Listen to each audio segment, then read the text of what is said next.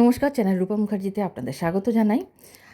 আজ পশ্চিমবঙ্গ বাজেট 2026-এর একটি গুরুত্বপূর্ণ ঘোষণা, যা রাজ্যের সরকারি কর্মী, পেনশনভোগী এবং ফ্যামিলি পেনশনভোগীদের জন্য অত্যন্ত গুরুত্বপূর্ণ। বাজেট ঘোষণার আগে থেকেই অনেকের প্রত্যাশা ছিল যে এবার মহার্ঘ ভাতা বা ডিএ সংক্রান্ত কিছু ইতিবাচক ঘোষণা আসতে পারে। অবশেষে বাজেট বক্তৃতায় সেই প্রত্যাশারই প্রতিফলন দেখা গেল। রাজ্যের অর্থমন্ত্রী ঘোষণা করলেন যে সরকারি কর্মচারী, পেনশনভোগী এবং ফ্যামিলি পেনশনভোগীদের জন্য অতিরিক্ত 20% মহার্ঘ ভাতা প্রদান করা হবে। উল্লেখ্য, এর আগে কর্মচারীরা 18% হারে মহার্ঘ ভাতা পাচ্ছিলেন।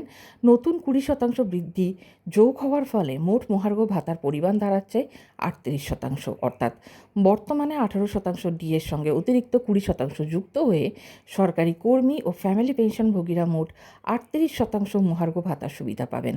তবে এখানে একটি গুরুত্বপূর্ণ বিষয় রয়েছে। এই বৃদ্ধি অবিলম্বে কার্যকর হচ্ছে না। আগামী 1 জুলাই থেকে নয়, বরং 1 অক্টোবর 2026 থেকে এই নতুন হারে মহার্ঘ ভাতা কার্যকর হবে বলে জানানো হয়েছে। ফলে 1 অক্টোবর 2026 থেকে রাজ্যের সরকারি কর্মচারী, পেনশনভোগী এবং ফ্যামিলি পেনশনভোগীরা 38% মহার্ঘ ভাতার সুবিধা পেতে পারবেন। বাজেটের এই ঘোষণা লক্ষাধিক সরকারি কর্মচারী ও পেনশনভোগীদের জন্য স্বস্তির খবর হিসাবে দেখা হচ্ছে। যদিও বিভিন্ন কর্মচারী সংগঠন ভবিষ্যতে আরও ডিএ বৃদ্ধি দাবি জানিয়ে এসেছে, তবুও বর্তমান ঘোষণাকে একটি উল্লেখযোগ্য পদক্ষেপ বলেই মনে করা হচ্ছে। এই বিষয়ে আপনার মতামত কী? 38% ডিএ কি যথেষ্ট, নাকি বৃদ্ধির পরিমাণ আরেকটু বেশি হলে ভালো হতো? কমেন্টস করে অবশ্যই জানাবেন।